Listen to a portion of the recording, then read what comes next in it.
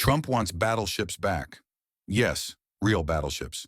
The massive steel giants that once ruled the oceans. At first, it sounds like something from World War II. But when Donald Trump talks about bringing battleships back, it raises a serious question. Is this just nostalgia, or is America preparing for a new kind of war? What Trump means. Donald Trump has often criticized modern military strategy.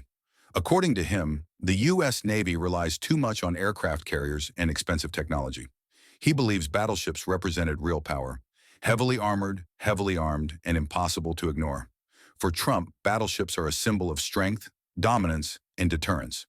But modern warfare is very different. Why battleships disappeared? Battleships didn't disappear because they were useless. They disappeared because warfare evolved.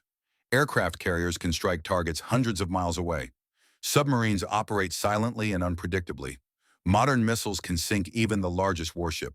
Battleships are slow, extremely expensive, and vulnerable to modern missile technology. That's why navies around the world retired them decades ago. Why this idea is coming back?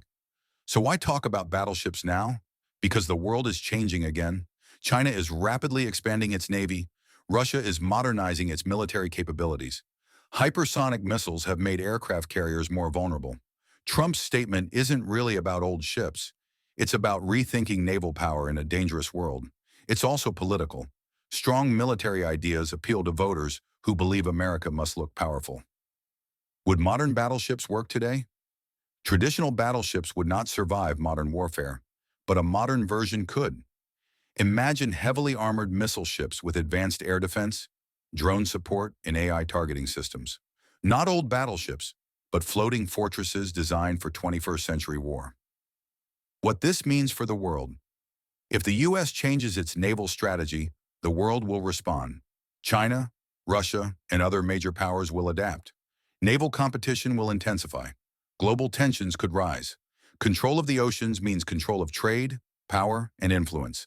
And that has always decided the fate of empires. When Trump talks about battleships, he's not looking backward. He's challenging modern military thinking. The real question is this: has modern warfare made us stronger or more vulnerable than ever before? If you want more military and global power analysis, subscribe and stay informed.